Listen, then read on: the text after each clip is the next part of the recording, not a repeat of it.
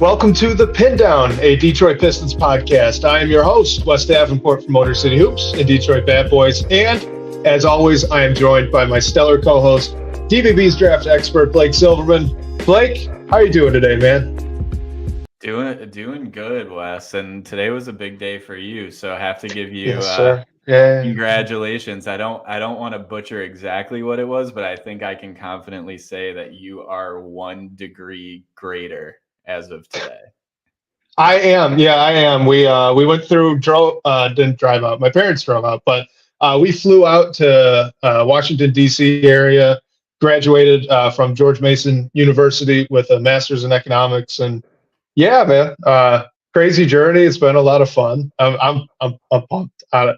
It was surreal. It was surreal actually walking out there. It was really, really cool. I appreciate the shout out, man. Thank you. That's amazing. Congratulations. Huge weight off the shoulders. So very happy for you. And you're very dedicated to be here talking some hoops on graduation day in your hotel room. On my phone too. We were having some technical issues, which is why my video doesn't look well, not that my video looks great, but it's not the full screen right now. So yeah, exactly. That's what's going on. And I mean, who wouldn't want to talk about the Pistons after that 76ers game? Oh man. Yeah. It's weird because I kind of go into every game like not knowing what to expect, but kind of knowing how the game will go. Not expecting them to beat the Sixers by any means. I think they were competitive at least in the first quarter for a bit until fouls became an issue. But man, I don't know how many weeks that we've been talking about it for now, but this team needs a win in the worst way. They really do. They really do. And I mean, since we've last recorded, right, we've had the loss to the Magic, which was an utter blowout. It was never competitive. I guess you could call it a moral victory in against the Pacers.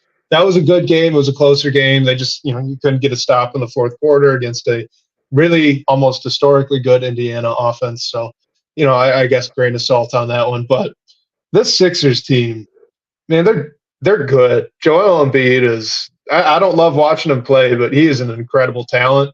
This team, the 76ers, are filled top to bottom with very, very strong players. Like you said, it wasn't shocking that they lost, but there's always that little grain of hope that, maybe this is the night, right? Maybe this is the one. And, the 40-some points from Joel Embiid made sure that wasn't going to happen. Yeah, and I mean, it seems like the Pistons' glaring issue is like they need someone who can consistently come in and get a bucket. Like Cage struggled last night. Like Bojan has been huge. He had a great game. But like teams like Philly have, if someone is off or has an off night, like they likely have someone else that can go off. Like I know Kelly Oubre was pretty hot, at least in the first half. At least. And I mean, he's traditionally been like a Pistons killer too. I remember that game when he was in Charlotte where I think he was like flirting with the 3-point single game record. So seeing him go off like that is a little bit of PTSD, and it just like reinforces we really just need some additional rotation guys who can score the ball, man. No, I mean, I agree, and obviously we've talked about it quite a bit. But you bring up Cade Cunningham, and he did. He really struggled from the floor. I'm looking at the numbers now. He was 5 of 17, so that's under 30%, I believe. If not under, it's right at it in 30 minutes too. So he had plenty of volume, but this was almost a game I've kind of been waiting to see out of him for a long time now. And that's that he really, really struggled from the floor. But, he still got 21 points against the 76ers. He got to the line 12 times. I think he went 11 for 12. We really haven't seen that kind of game out of Cade Cunningham where he's off, he can't find a rhythm. But you know what? He's still put up his 20 points. He still contributed to a competitive game for maybe 3-ish quarters. He was a really important cog when the Pistons out there on the court. So, going back to his rookie year, going back to the first few games in that second year, we just didn't see that. If that shot wasn't falling, he was pretty much just a passer rebounder. So it was like the worst good game kind of situation. You know what I mean? Where like I was really happy to see that. Like, okay, he can go get 12 free throws in a game. That's good. We really need to see that from him. But then at the same time, he was 3 for whatever. Not great. So good and the bad, I guess. Yeah, and I mean, I don't think he scored in the first quarter. He picked up 2 fouls in the first, and he got going a bit in the second. So, and plus he didn't play or barely played in the fourth quarter just because of how bad the game got at that point. So, I mean, the scoring production was really in 2 quarters of play. Like in the first, he did other things. He had like 7 assists and 6 rebounds as well. But yeah, it was definitely nice to see him get going a bit. Bojan, of course, went off for 33 points. Other than those two, there wasn't really much offensive efficiency. The next leading scorers were Asar Thompson and actually James Wiseman, who put together a good first quarter and I think overall first half when Isaiah Stewart got into early foul trouble. But yeah, I mean, it was nice to see Cade impact the game in some other ways when he wasn't scoring early. And then, like you said, just getting to the line, even though the shot wasn't really falling. And that's what good players do. They find other ways to impact the game and find ways to score. So that was great to see. Well, and this is another game too, where 1 turnover, 7 assists, 1 turnover. He had 6 rebounds, 21 points, 3 fouls, which one of them was a little ticky-tack, but that's what you get when you play the 76ers. So like, honestly, very good game from him outside of just putting the ball in the hoop, which we've seen him do quite a bit anyway, for most of this year. So I don't know, like it's tough pulling a positive out of a game like that, both for the team and for, Cade Cunningham when he goes 5 for 17. But, seeing 12 free throws, I think that's a really important step. And I'm hoping that can lead to some more things. But let's talk about a little bit about James Wiseman, because you're right.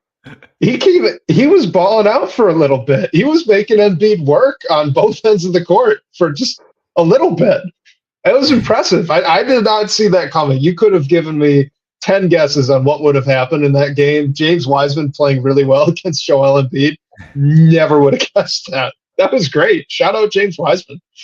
Yeah, I mean, I think he got like a couple buckets right away when he came in, when Stu picked up a couple quick fouls, and he had a few more. I mean, he ended with 10 points.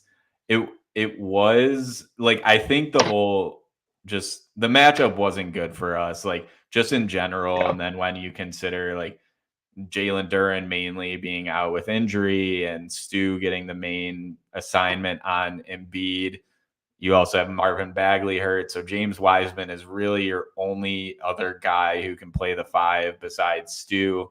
And Stu probably shouldn't even be playing the 5. So yeah, I mean, Wiseman went 5 for 7. The bad part of it is he picked up, he fouled out fairly early in the fourth quarter. And when Stu picked up that flagrant 2, Wiseman was already at 5 fouls and then picked up his 6th shortly thereafter, which left us in a Kevin Knox playing the 5 scenario, which is not ideal. But yeah, it was nice to see Wiseman just like get in there and do some things. I mean, yeah, he struggled, so that was nice to see. I'm not sure how long term that's going to be, but at least for one game where we didn't have depth and needed someone to step up, he did in a sense. Absolutely. And, I will say with him, I think this is 2 games now where I've been fairly impressed with him on defense, which could not have said at any other point this season. I mean, okay, Joel Embiid lights him up. Great. Joel Embiid lights everybody up. Outside of Joel Embiid, he seemed to be in the right spot on some of his rotations. He seemed to be active and communicating. He was really using his length which is something I've noticed is a little bit different these past couple of games. He's really leveraging those like hawkish arms that he has, just extending all the way out from outside his body. Massive arms, and he's using them. He's using them to his advantage. So, hopefully, if that can be sustainable, maybe this is a little bit of a renaissance for James Wiseman. If he can be an effective defensive player, I think, this is he's never going to be that superstar center that people thought he might when he was drafted. But if he could be an effective defender, I think he could have a role, if not in Detroit, then somewhere else. And that's my wife, Jill. Thank you, Jill. I appreciate Shout it. out to Jill. Yeah. So she's here. We got my parents here. We got my mother and father-in-law here. We got a whole party. It's a great time in Washington, D.C. But you know what? I'm here talking about the Pistons, Blake. And James I'm talking about the Pistons specifically. And I want to hear what you think about James Wiseman's defense. Am I crazy? Have you seen this too? I thought it was better talking about against the Sixers. It was better than I thought. I did notice a few times where he kind of got lost and was kind of just scrambling to find Embiid. But other than that, I thought overall he wasn't like glaringly bad out there. I mean, do I trust him on that defensive end of the floor? Like, as your primary backup big, probably not. I'm not sure if we'll ever get to that point, but if he could be like a third big that is on the bench, that's there to provide support if you don't want to mess up your rotations, if someone gets into early foul trouble, or just depth if you need, like just like the way he was able to score last night was huge. I mean, it didn't really result in anything for the greater team, but if he could be that guy, I think that might be his role. Is that what you expect out of him when he's drafted number 2 overall, or when you trade for him? Like, probably not. You're hoping for a bit more, but I mean, you need those guys on your bench. Like, you want your third big to be more of like, you want them to hang their hat on defense, but another guy, like with a team that just really can't score a lot of times, maybe it can work. Like, I'm saying maybe as a stretch, but at least the last couple games, I've liked what I've seen from him specifically. All right. So you mentioned not being as good as it looked, or something to that effect. I've got a name for you that I thought did not have as good of a game as his stat line would have suggested. And I want to know if you think I'm a little crazy for this one or not. But I was not very impressed with Bogdan Bogdanovic. I know he went off. He had 33 points. He shot it really well from the floor, 5 of 9, I think, from 3. But man, he struggled. He struggled to stay in front of guys on defense. He was borderline liability on that end, worse than usual for him. Like, I think Bojan is usually approaching replacement level. I thought that was pretty bad. And then the worst part was, in the first half, when he's out there, there were a few times where they cut the deficit down close to or just under 10, and he'd get an open shot and he'd miss. And like those are the ones you need your 34-year-old veteran to hit, when the team's feeling good, getting a little bit of momentum going their way, and you get your best shooter on the team a wide open look, and he clanks it. And like, you put those two things together, like, yeah, he had 33 points, I know, but I didn't think that was a very good game from him. Yeah, I mean, it's tough because this team like needs his scoring, like someone who can hunt shots, like just make tough shots. Like, I wasn't able to watch the full game live last night, so I rewatched it today, and there was one where he drove to the corner and he like Embiid went up to help, and Bojan just did like a fadeaway. Just not like high performance shot. He made it, but when he shot it, I was like, oh my God, what is that shot? So it's nice to have someone like that. Defensively, I think we all knew his concerns, and maybe when he came back from injury, he had more energy. He wanted to try to end the losing streak, whatever it might be. Like, I feel like I noticed more than what I thought from him defensively in his first few games back. So Yep. I would hope that doesn't scale back, but maybe it is. Like, he's been a part of however many losses that he's been back for. So I'm sure it got to him as he was sitting on the bench. Maybe it's getting to him now. I don't really want to like make an excuse for it, but those things are like kind of what I expect from him defensively, which stinks because like I feel like this team needs a guy like him who can get you a bucket when you need to, because not a lot of guys on the floor you can trust to do that right now. No, I agree. And when you're talking about some of the shot selection stuff, like I can think of at least 3 step back misses from either 3 or the mid range that he just flat out should not have shot. Not end of the clock bombs, fairly early to middle of the clock, step back, contested, fading away. Like, move that ball. He shouldn't be taking that shot. I don't know. I just thought he could have been quite a bit better than he was. So, all right, I want to hit on one more thing from this game, and I'm going to be excited because it's not Jaden Ivy, and I don't want to talk about it anymore. But I thought we need to bring it up. I'll bring up the minutes. 21. So the guy that's in front of him, Killian Hayes. I think this was a perfect encapsulation of the guy that Killian Hayes is, because if you look at his stat line and you say he's a backup point guard getting 20 minutes a night, I think you're pretty happy.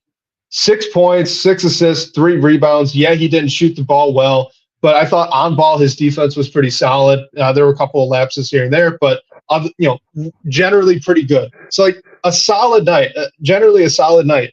But he doesn't shoot well from the floor. So when he's a starter and you need a guy that can punish teams when they're focusing so much on Cade, when they're focusing so much on Bojan, all he does is throw like assists and then miss shots. You can't do that. You need a better third guy. And it can't be Asar because Asar's just not there yet. It's not Stewart. We know that. So you look at Killian and he's kind of forced into this role that is a little above his capability. And he's been so hot from the mid-range, but those are really difficult shots. And guess what? It didn't fall. It was not going through the hoop against the 76ers. And there wasn't anything else he can fall back on. No free throws, no nothing else. So I thought this was just kind of the perfect Killian Hayes night, I guess. Like if he's a backup, I think everyone's over the moon. But because he's starting, he needs to do better. Yeah, it's funny when you put it that way in terms of like the perfect Killian Hayes game. But yeah, like what you said about having a better third scoring option, I think is so important for this team because like right now, the starting group from last night, you had Killian Hayes, Isaiah Stewart, and Asar Thompson, who like Stewart shot 1-3 and he missed it. Asar shot 1-3 and it went over the rim, like, and yep. Killian didn't even take one. So I don't know. I just think you need, like, I want to see more of the 3 guard lineup, I guess we can call it, with Killian, Cade, and Jaden Ivy, just because I think maybe Ivy could be that third scoring option beside Cade and Bojan. I think the Duren injury kind of puts a little wrench in that because if you slot in Ivy and maybe put Asar Thompson, bring him off the bench, like maybe you're playing a little bit smaller than you want to, especially with Stu coming off the 5 or being at the 5. So I want to see more of that. Like I don't really see, I guess, a way that it really hurts us. Like you've lost 21 games in a row. Just try it. You don't even have to start them. Like stagger Ivy in with the starters a little bit earlier and just see what happens. I know Jack posted a tweet about how few like minutes Cade and Ivy have actually played together. So I think we all want to see more of them specifically. playing together. But I think even if Killian is still on the floor and just what he does playmaking wise, allowing Cade to be off the ball a little bit more, like I think it might help. I know you're giving up size and everything, but it's worth a shot. Like anything is worth a shot at this point. Anything's worth a shot. I totally agree. So are you looking at the box score? I am, yes.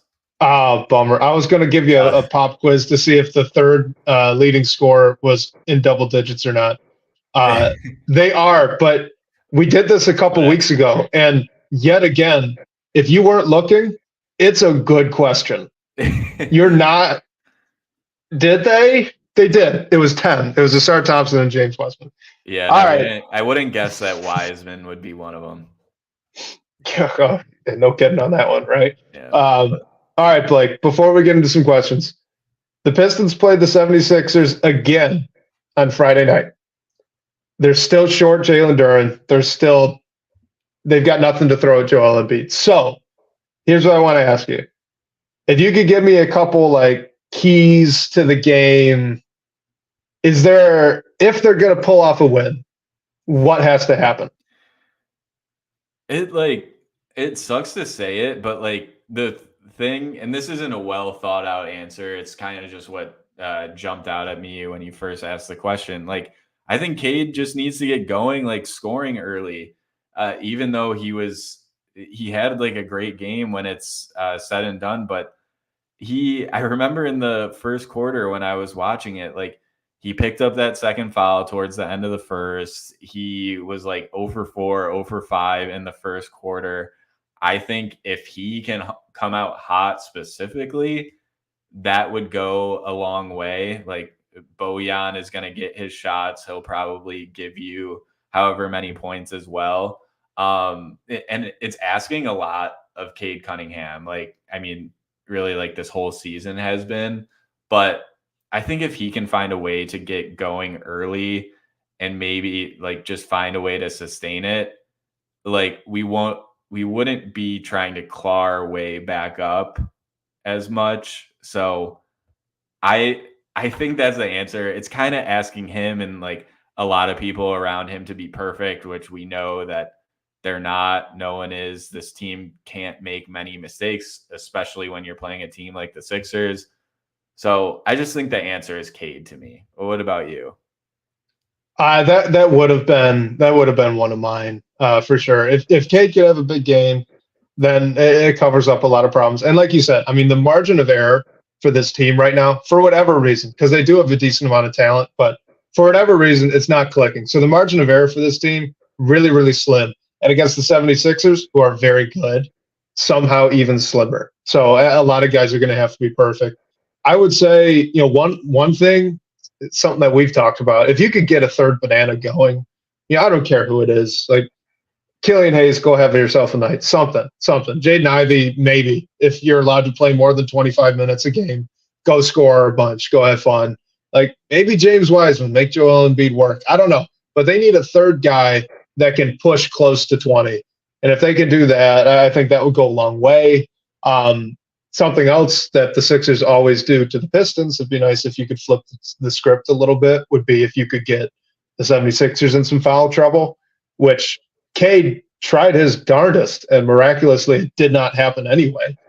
He was pretty much him and Ivy were the only guys really getting to the line too much. So more guys, attack Joel Embiid, try and get him in some foul trouble, try and get a lot of guys in foul trouble. And then, they were trapping Joel Embiid quite a bit in the first half, and it seemed like they went away from it, and I'm not quite sure why. I know Joel Embiid was making a ton of shots anyway, but it's Joel Embiid. Trap him anyway. Now you don't trap him, and he just tears you up regardless. So at least give it a shot. I like the idea of trying to get the ball out of his hands. So those would be my three things. Yeah, I don't think it happens. Yeah, no, I think this team is too good, and then the Pistons fly to Milwaukee to play the Bucks the next night. Oh, jeez, I forgot about that. You are asking a lot from a team that has lost that many games in a row. Hopefully, the fact that you're playing the same team that you did a couple nights ago maybe they do something different and it throws off the Sixers. I highly doubt that the Pistons have any chance to win that game, but hopefully we can see something different. So we'll get into some questions now. Blake, Yeah. I think I have a foolproof method to beat the Milwaukee Bucks. Do you want to hear it? Is it going to be something about a game ball? If you could take Giannis's ball while he's warming up and just not give it back, maybe he's ejected before it starts. Maybe it might work. It might be too crazy, but it could work. I'm just saying, go get like a trainer or some intern that doesn't matter too much. Just have that guy go steal his ball and run away. See what happens. What happens. Well, I think we will have to bring up someone who hasn't scored an NBA bucket so we can put them in, score a point, and try to get away with it. But I like where your head's at. That drama between Giannis and the Pacers was hilarious. Really kept me entertained all day. But yeah, we'll go into some questions. And Wes, I am definitely going to throw this one to you first because I know how much you want to talk about Jaden Ivy. The question is from our friend Buzzard Beater in the DBB comments. He asked, will Ivy's role be elevated by the second half of the season? How do you think Monty Williams views Ivy's fit in his offense, and will it change? All right, listen, Buzzard Beater. I don't like talking about Jaden Ivy right now because I feel like a broken record. And I bet you can relate to this too, Blake, because I don't understand how a guy like him is not getting more than 30 minutes a night. I don't understand how a guy like Jaden Ivy is not playing most of his minutes next to Cade Cunningham. Because in that case, almost everything that you're using Cade Cunningham off ball for, you could use him off ball next to Jaden Ivy as well. Jaden Ivy can make very simple passes. That's all that's been happening. That's all Killian Hayes has been doing for Cade Cunningham. They've just been having Cade move. And that's great. It's been helping. So I'm not knocking that part of it. I'm just saying it could be Alec Burks. It does not have to be Killian Hayes. It could be anybody. So I don't know why it's not Jaden Ivy. He's a very, very talented player. He's incredibly athletic. He can jump. He's got one of the fastest first steps in the league, it looks like right now. And it seems like he's figured out how to play with a little bit of pace. He's slowing down and speeding up and using change of speed to get by guys on the fast break, to catch big men off guard. He's becoming really, really effective around the rim. And man, do they need someone that can do that. So will his role be elevated in the second half of the season?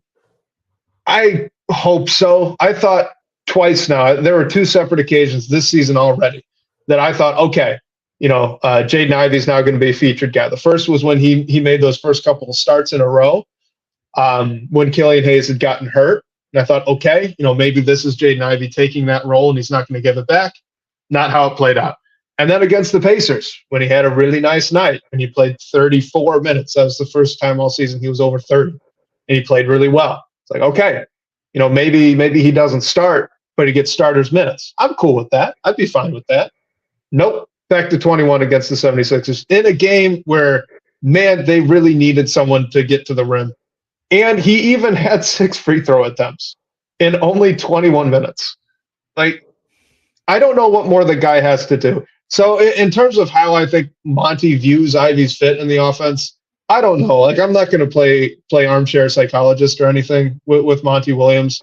I know he's a good coach, so I'm not sure what's going on with all of this with Jaden Ivey. It feels way too similar to DeAndre Ayton for me to be comfortable with it. So I don't love that aspect of it. So I have no idea what's going on. And man, oh man, do I hope that his role gets elevated quickly. Don't even wait to the second half of the season. Just do it now, please. God, do anything. Yeah, it doesn't make sense to me either. I know we've talked about it a bunch. Like the Ayton comparison, like, yeah, it does feel eerily similar to that to me.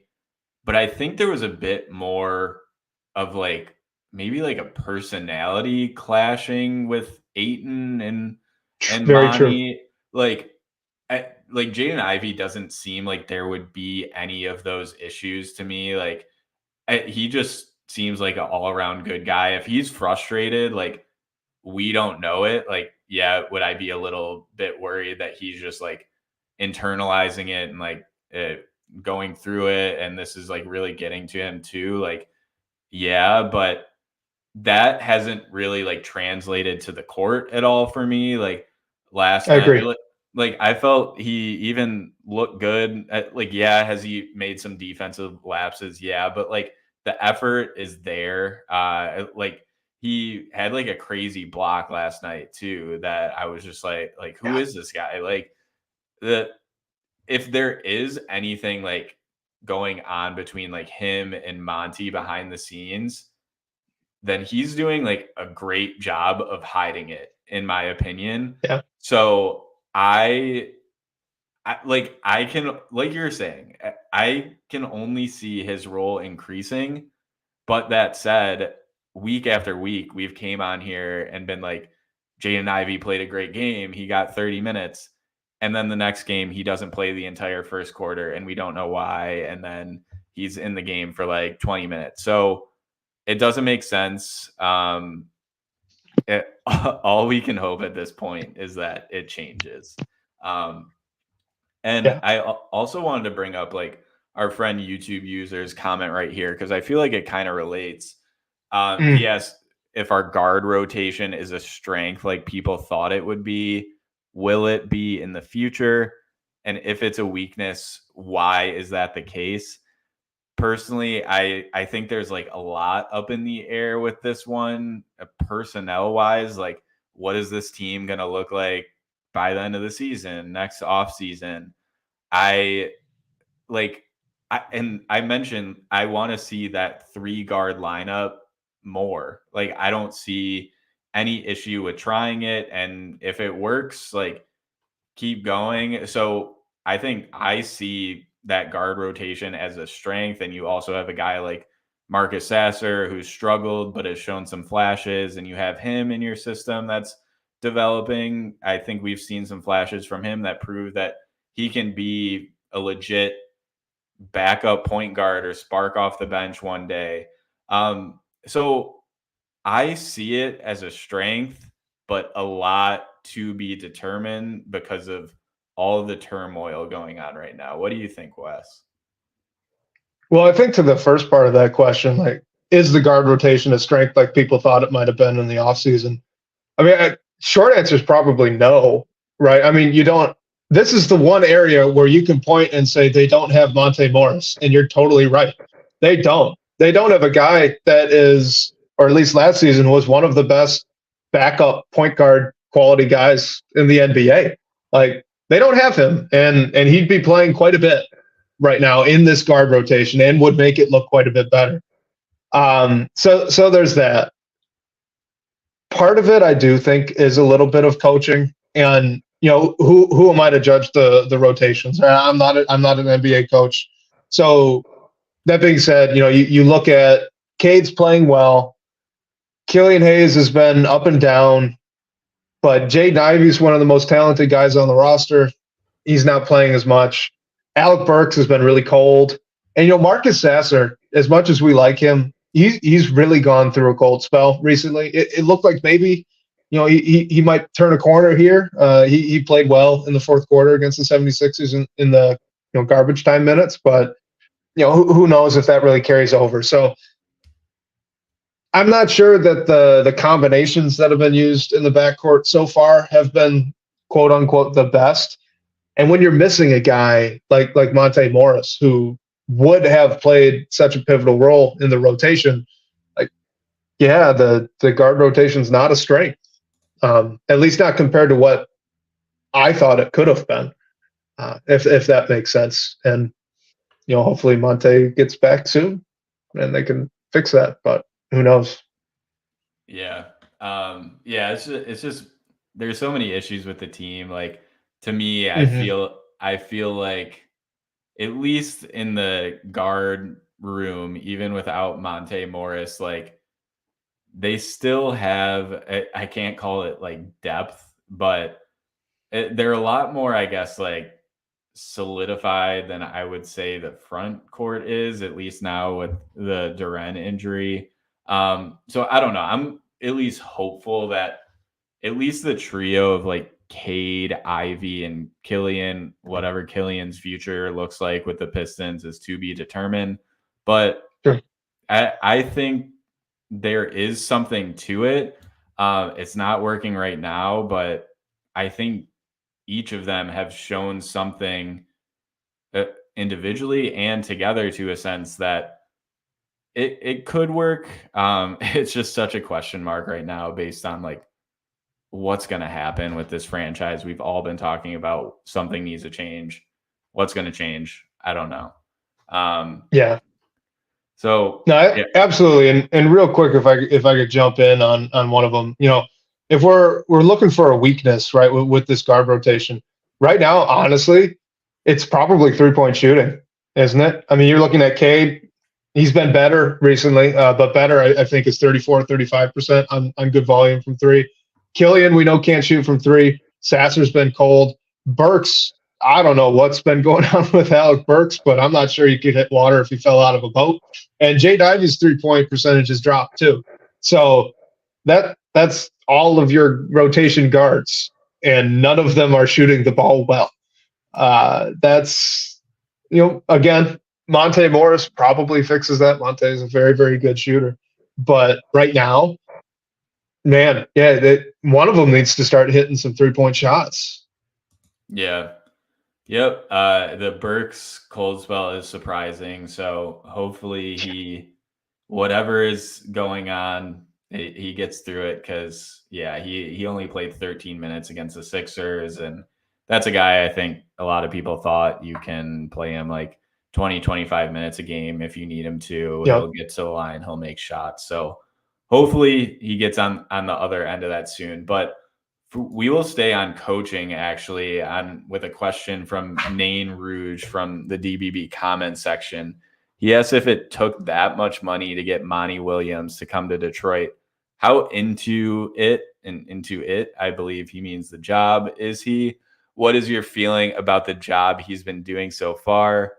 Very divisive question here. Wes, I'm interested in your thoughts. To the first part of the question, all I will say is that he could have made quite a bit of money not coaching. So he showed up and he's been here in Detroit coaching every day since being hired. I said it earlier, I'm not going to play armchair psychologist. So I assume he's very, very into it and he wants to win. I doubt very much that he's happy to be on a 21-game losing streak. I doubt that very much. So what's the feeling on the job he's been doing so far? I mean, we've kind of touched on it. We've beat around the bush a little bit with it, but it's tough to kind of balance the idea and fact. It is an objective fact that Monty Williams is a very good NBA basketball coach. There are years, full seasons of proof that say Monty Williams is a very, very good basketball coach. And then at the same time, you look at some of the decisions rotationally that he's made this season, and it doesn't make a lot of sense. And they have lost 21 games in a row. So I'm not quite sure what to make about that. I'm really at a loss with it. I struggle with it a lot. What do you think?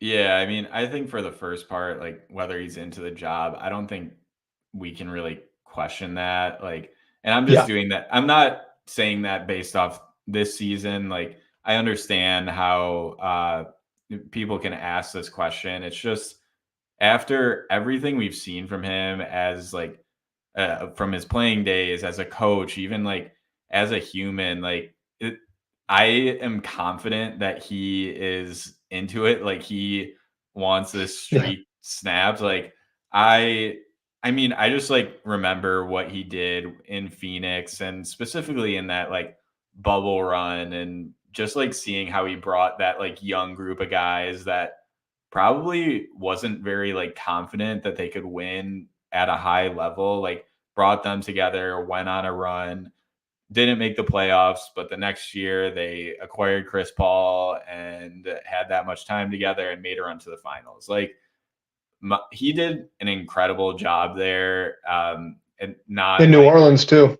Yep, exactly. Like everything else he's done, like So I personally can never like question that. I don't think he's doing a great or maybe even like a good job so far with the Pistons this season, just because of everything you said, rotations wise, like Jaden Ivy's minutes, like doesn't make a lot of sense. I mean, I think there is a sense to it of just dealing with all the injuries, trying to figure out your rotations. Like, we don't want to hear those excuses, but maybe it is like impacting his thoughts. But he has seemed sort of reluctant to making changes on the fly, whether in game or game over game. So, I mean, at this point, like the 21 game win streak, like I will keep saying it. I think you just need to constantly adjust things, figure out if anything will work. So yeah, I'd like to see some more frequent adjustments from him in terms of the lineup and rotationally. But other than that, like I think he wants to be here and wants to like turn this team at least into a team that can win a game more than anyone else. Wes, do you have anything else to add on that? Yeah, I'll just say this quickly. I played college basketball. It was not high level college basketball. I did not play like high level D1 college basketball, but I played college basketball.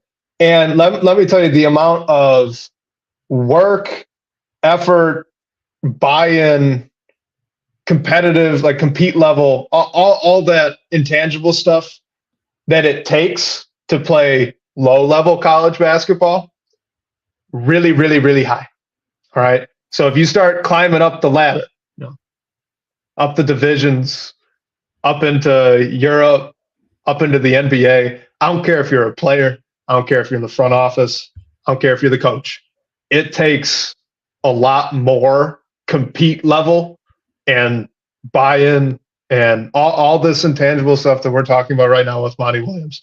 It takes an incredibly higher amount than what I had to do at my lower level college basketball experience. So I don't think any of us can question these guys because of what they've had to put in to get here, if they want it or not. So I will frequently stay away from that one because I am sure he's not happy about losing this many games in a row, Blake. I doubt he's sleeping at all, man. Yeah, 100%. And like we've said it, this team just needs a win. Like, you never, I mean, the Pistons aren't a good team. So I don't want to say like they get one win and they can rattle off a run. That's not what I'm saying. All I'm saying is like maybe it can change the energy, just the compete level, maybe those like fourth quarter mistakes and just like mental lapses will go down eventually. So yeah, I mean, I think winning is just, losing is just so like prevalent with them right now that it's hard to get out of, and they just need to do it. So hopefully that. Well, let me just point out, Blake. Let me just point out right now, and you see this online. You'll see this if you talk to Pistons fans. It feels like, man, even if they win one, they're going to go on another big, long losing streak. They did win 2 in a row this year. They did to open up the season. This is a team that was up 17 points in the third quarter against a not good, but record-wise, much better Portland Trailblazers team. They were up against these 76ers going into the third quarter as well. There's more talent here than what the record suggests. I know that's not like a popular thing to say, but there is. And I'm not saying if they win one, they're going to go on like a 20-game winning streak, but 2, 3, 4, sure. Who knows? They've got a monkey on their back right now. Yeah. Don't rule it out. 100%. They're not this bad, no matter like how much the flack they get. Like they're not. And I think it was Jamal Mosley, the Magic's head coach, who said they're much better than their record. We can look Marcus Morris just did too. Yeah, we can look at like expected wins at advanced stat. I think they're somewhere around like 4.5 to 5. Like they're not like they're bad. I need to preface anything I say with that, but they're not as bad as their record. So man, just they need to get that win. But we'll move on and stay sort of in like the front office, because I know like just conversations between Monty Williams and Troy Weaver, they're like, we don't really know what it's like behind the scenes, so we can't speculate on that. But the second hoop in the DBB comments asks if there's any pressure on Weaver to use our first round pick in the draft this year. So he's saying selecting a player as opposed to trading it, because we can't trade that first round pick because the Knicks own it. Draft a player who is known for his shooting acumen first, and then speak to his athleticism second, as opposed to the reverse. So I think we're finally, not finally, but maybe too early, starting to look at the draft, which, I mean, what else can you do with this record? And yeah, this team needs a shooter. They need more scoring ability. Is there more pressure on Troy Weaver to target that skill? I don't know. Like, I think when you are vying for a top pick, you're going to pick the best player on the board, especially when it's a team like the Pistons where you just need to accumulate talent. I will say the draft this year, haven't fully dove into each and every prospect, but the draft is not the most ideal for us to be in this position. There's any number of, like 5 names that could probably go number 1 at this point, and that will probably change a ton. One of those is Jacoby Walter on Baylor, who he's probably more in like the 3 to 5 range, but he's like a combo guard who can shoot the heck out of the ball. Like, I think that might be a guy who Troy Weaver targets. Also, Damon Allred, who's another DBB writer, mentioned in our Slack chat that he thought Walter's fit with the Pistons was great. So I'm not saying like if the Pistons happen to win the lottery and like, are they going to draft for fit? I'm not sure, but I think if there was any year to do it, it would be this one. I don't know if you do it at number 1, but it could be possible. So, Wes, I know I took the reins on that one a little bit, but if the Pistons happen to win the lottery or just get in that top like 3-4 spots, do you think they target someone specifically for their shooting acumen?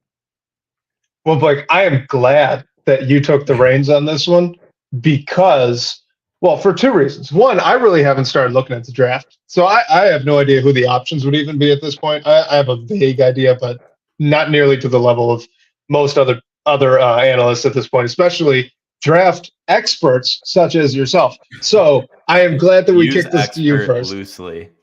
No. Don't sell yourself short, my friend. You are DBB's resident draft expert per my introduction. So that's what you are. To this question, I think any year you have a very good argument for drafting for fit. I do honestly believe that the role an organization plays in the development of young players goes really undervalued and under-talked about. You could draft a supremely talented player and put him in a really bad spot, and he's not going to turn into the guy you want. So I think drafting slightly for fit should always be on the table. What I want to ask you, though, based on this question. So you look at the young guys the Pistons have. You know, you've got Killian and Stewart. If they're both there next year, they're both on a new contract. So in terms of guys they're prioritizing developmentally, you've got Cade Cunningham, Jaden Ivy, Asar Thompson, Marcus Sasser. That's 4 guys. Am I forgetting anybody? No, I don't think so. Yeah. Okay. No, I don't think so. So that's 4 guys, and you're going to draft. Oh, Jalen Duren. I'm forgetting Jalen Duren. So you got 5 guys. Wow, that was bad. That's bad on me. Out of sight, out of mind. I'm sorry, Jalen Duren. Wow. All right. Point is, 5 guys. 5 guys you are prioritizing pretty strongly to trying to develop for your future. Are you really going to add a 6th? Yeah, it's tough, but like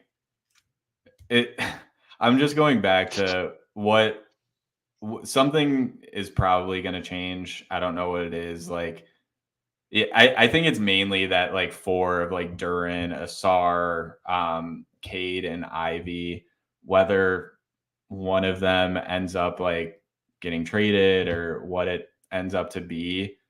But like, I don't know. Like, the bad thing about the draft is when there is so much speculation and uncertainty on who could be number 1, and the Pistons have a 14% chance at that pick.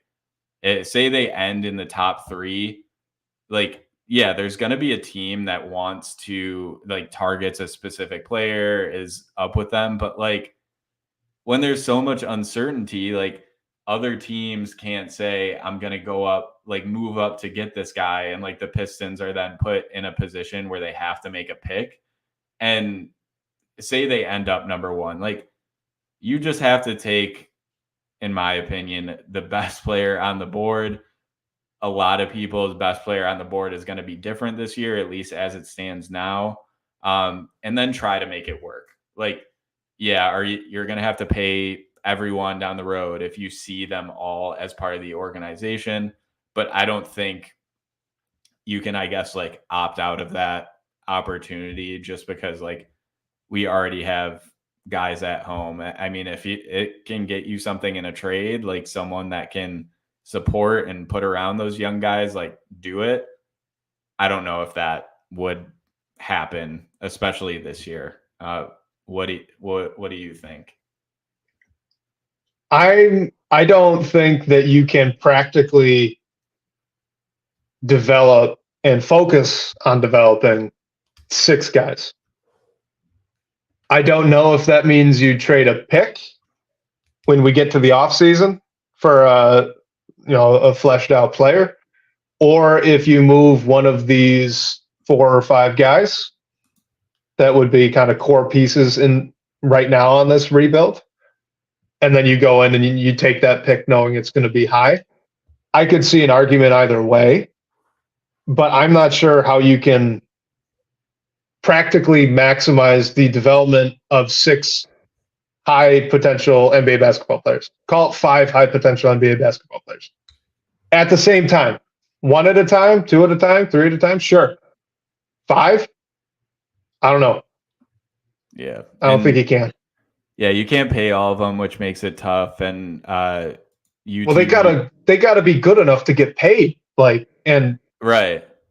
I don't know. Yeah, and Cade's eligible for a max extension this offseason, which I think he will get, and I do too. I will not panic at all, but it comes, like you're saying, with the other guys, like, who are you going to pay? Is anyone what do they earn essentially? It's very interesting. That's what happens when you're rebuilding. It just comes to a point where you have to make tough decisions, and I think it's going to be really tough for the Pistons.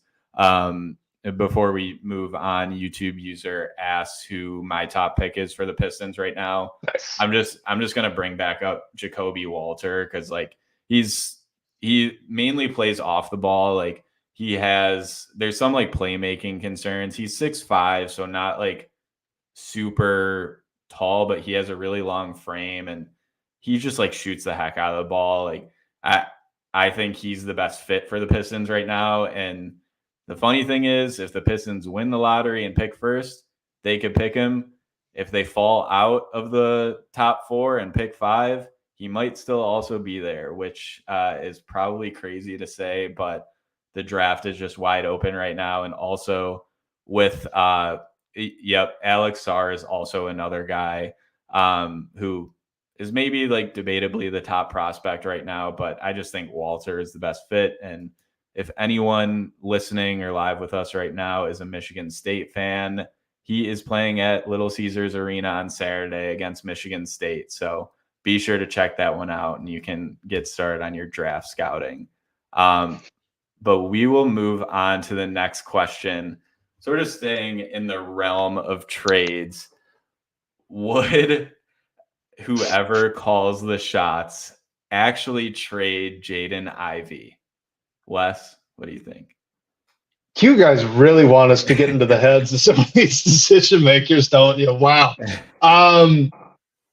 Maybe. So if you ask me to honestly make a prediction, no, I do not think Jaden Ivey would get traded. I am obviously on record saying that I would be cool with the idea of going after Zach LaVine, knowing that it would probably cost Jaden Ivey. To be fair to myself, a lot of that is based on Monty Williams' inability to play Jaden Ivey more than 30 minutes a night. And if that's going to be the reality, I would rather just kind of cash that in now. Do I think that would actually happen? No, I would not expect it by any means. It would be a surprise, I think, at this point. I think it'd be a surprise to trade any of those four guys that are kind of us fans have looped in as the four group, moving forward, being Cade Cunningham, Jaden Ivey, Asar Thompson, and Jalen Duren. So would Troy Weaver actually move one of those guys? I wouldn't put money on it. What do you think?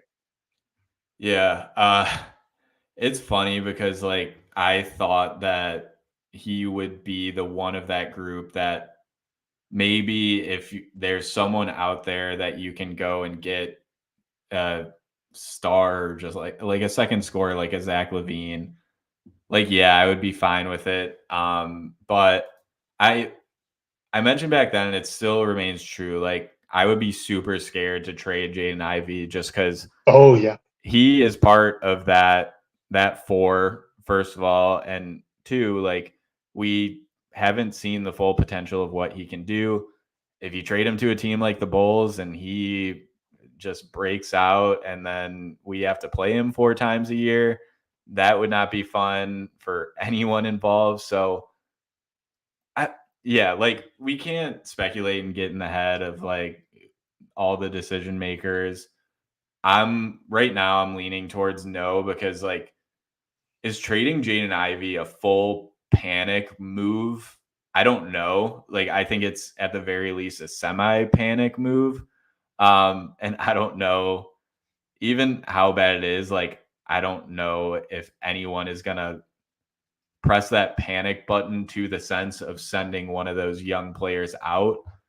It depends what you would get in return, but right now I'm leaning towards no, just because what we've seen from him has looked so good, and we haven't seen the full potential of it, and it could come back to bite us. So, well, look, I mean, we sat here at the beginning of this podcast and talked about Jaden Ivey and how honestly well he's been playing. We talked about it last week. His per minute numbers are up. The only thing that's down percentage-wise is his three-point shooting. And it's honestly still pretty good off the catch, too, when you split it out. I think he's up at 37 or 38, something around there. So by every estimation, by any way you look at it, Jaden Ivey's playing really good basketball. So you can't say that and then turn around and say, well, there's no risk of moving on from Jaden Ivey. Man, that could definitely bite you in the butt in a few years. Yeah. But, earlier I'm talking about the organizational context, right? If you've got a super talented guy and you don't put him in the right spots, then he's not going to be the type of super talented guy that he could become, right? If Jaden Ivey is not going to get 30 minutes a night, he's not going to be a featured scorer on offense, and you're not going to lean into his strengths as a secondary playmaker, then I'm not sure Jaden Ivey is really going to become the guy that we think he can be. And maybe then moving on and sending him somewhere else to get a star player back is actually best for both sides, because you've maximized the asset that Jaden Ivey is now, and then Jaden Ivey gets to go somewhere that sees what the rest of us see in Jaden Ivey. I mean, that'd be bitter, but I think it's on the table. Yeah, I think it's on the table. I just don't know. I struggle with how likely it is, I guess.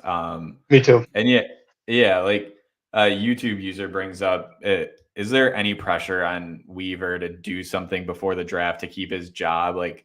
This is a really interesting question too, because at what point does it come to we're not gonna make a move to bring someone in to like help this season and just like get out of whatever is going on, like is like if Troy Weaver makes a move at the deadline to trade Bogdan Bogdanovic for draft picks and whatever dead money he can take on and cap flexibility for next year, like is that making a move to save his job? Like, I don't know, because the team is going to be worse immediately.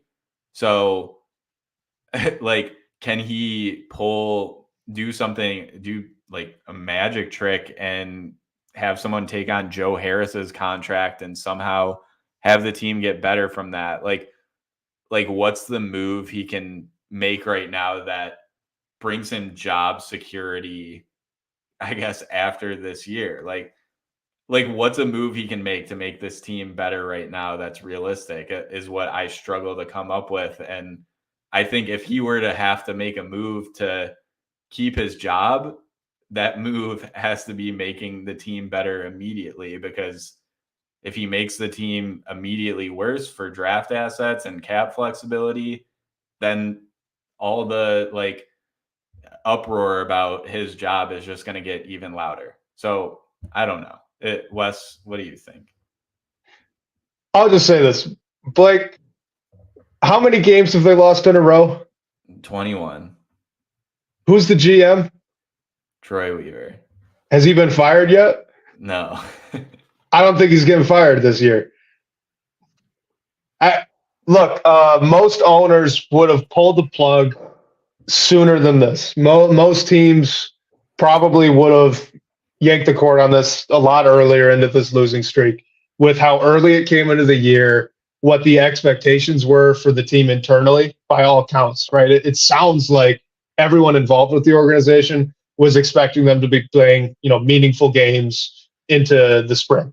And that is, if that happens, some sort of miracle went down, right? And we'll all be thankful if that's what it turns out to be. But at this point, does not look like it. So they're they've already set a team record for a losing streak. They're approaching the NBA record, and no one's lost their jobs.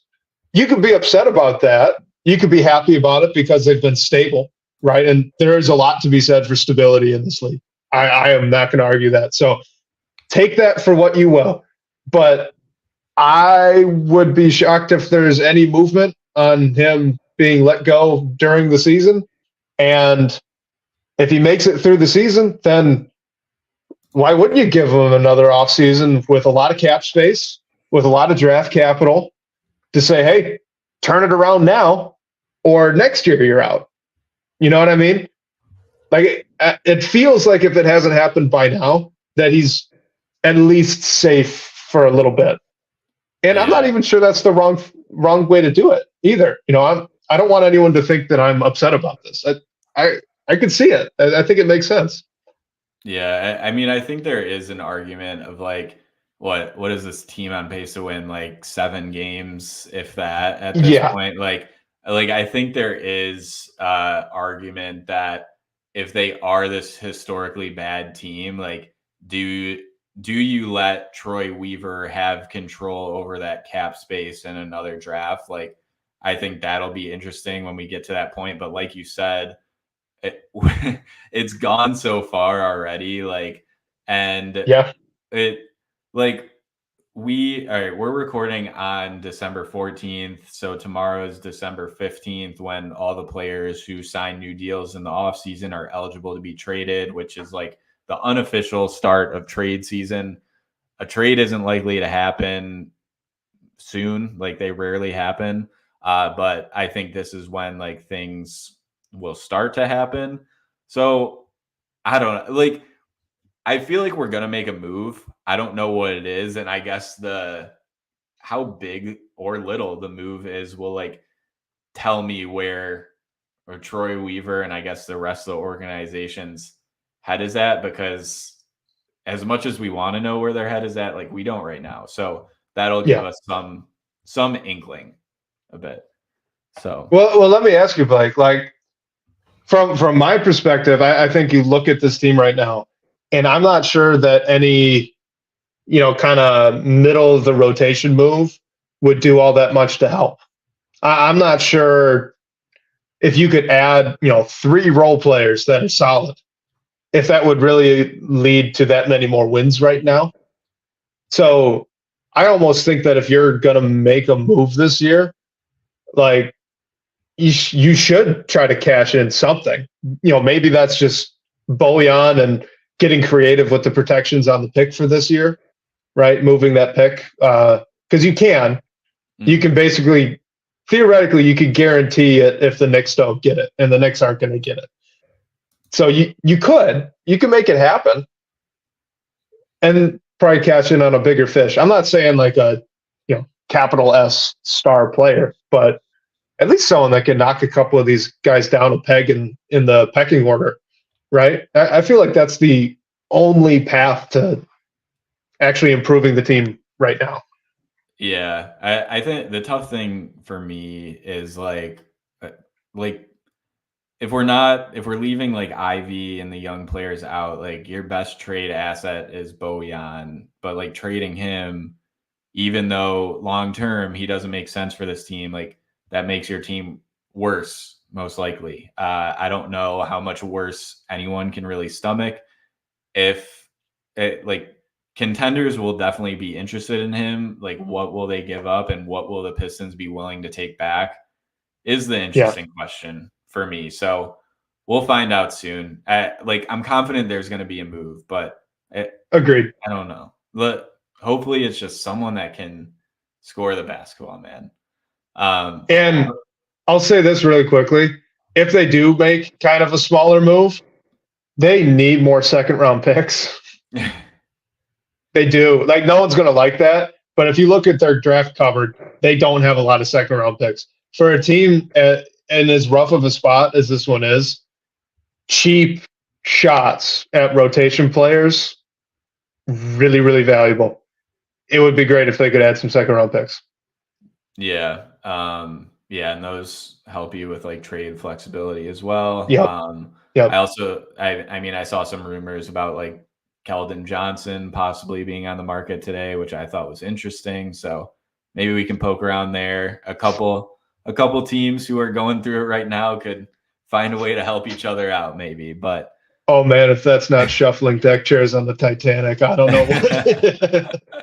Oh my god. One more. Let's do one more. Yeah, we will wrap it up on this one. A little bit of a fun one. This is from our guy, the Borns on DBB. And I will be honest, I paraphrase his question a little bit here. Will the Pistons win another game this year? That's the year of 2023, not this season. And if not, then when will they have the best chance to win a game in 2024? Will they set the record for worst record ever? And the reason I said I paraphrase this question is because, one, I couldn't fit the full comment.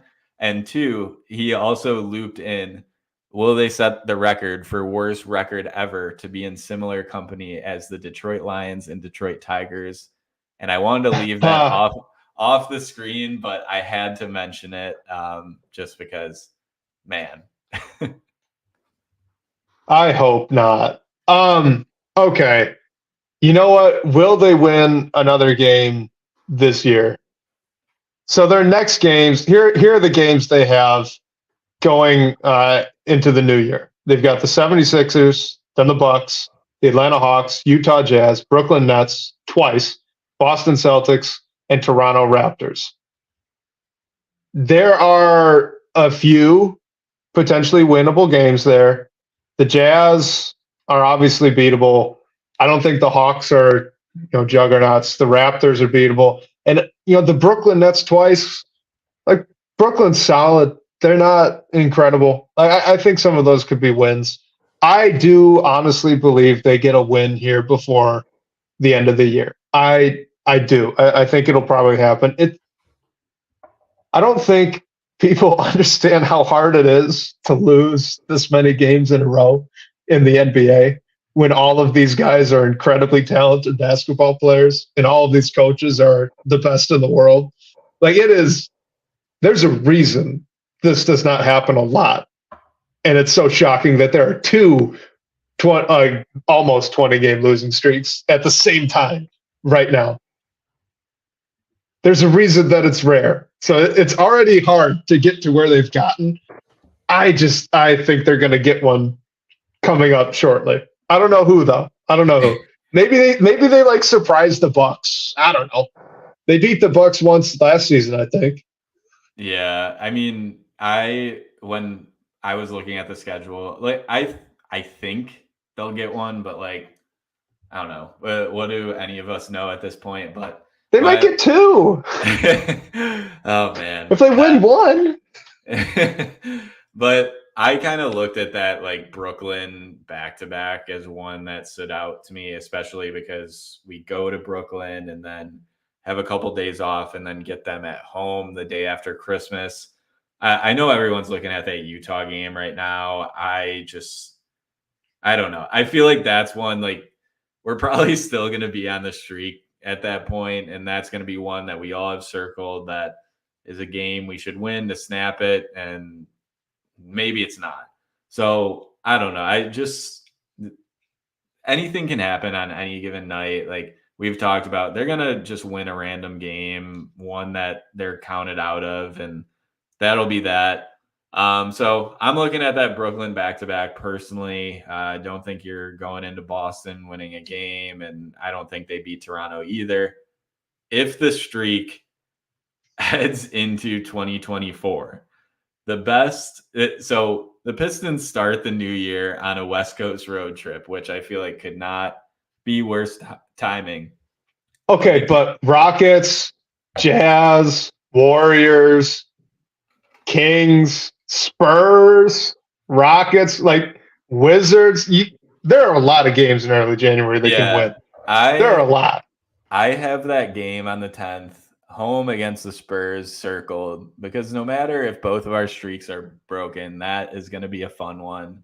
I agree. I mean, it like that has to be one you circle if this streak gets into the new year.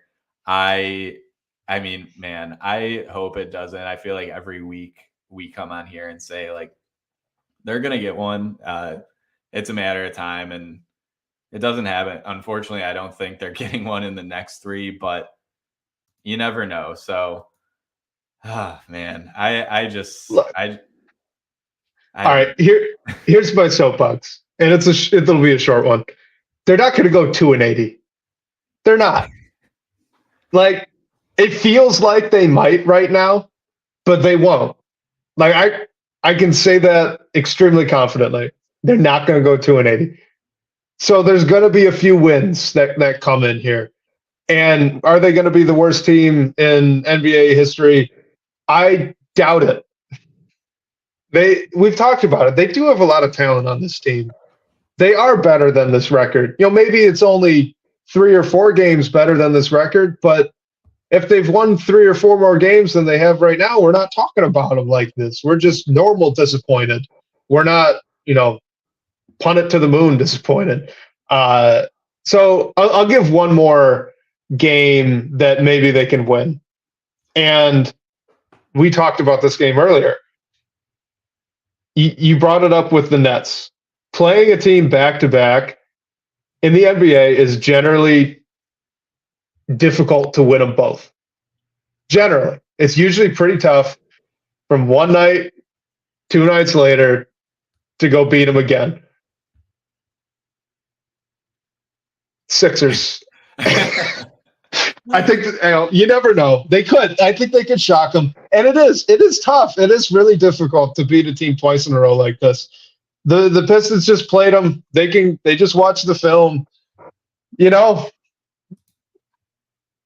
on the road. They got nothing to lose. It's a good team. I could see it. Yeah, I mean that's where my head was at when I pointed out Brooklyn. It's just with Philly. It's just the front court and dealing with Embiid. And I think I saw Marvin Bagley is going to be out again tomorrow. So he is. I'm just worried. It's like same old story. But you're right. It is hard to beat a team twice in a row. So you never know. Maybe they'll get one. If they do, we'll all credit you. But maybe I'm just trying to be too positive. Who knows? Hey, I choose to go into these games with optimism, Blake. I choose to. I love it. I mean, it it depending how it goes, like that optimism may stay for longer or shorter. So I respect that. I hope it's at least a competitive game. So yeah, Wes, any final thoughts before we close this one out? No, I can't think of anything to add. Good show. Thank you for everyone for joining. This was a lot of fun. Glad I figured out the camera situation on my end to jump on like this. So this is great. Oh man, Wes, you are a trooper. You really played like a flu game, but kind of like a Wi-Fi game on this one. So huge shout out to you. Huge congratulations for graduating today. And special thank you to everyone who tuned in with us live, or if you're listening to it on whatever podcast platform. Special thank you to Sean Court, managing editor of Detroit Bad Boys, for supporting the show. And shout out to you guys again for all the great questions and talking points tonight. We'll catch you next week, whether on your commute or live with us on YouTube. We can't wait to talk more Detroit basketball with you all.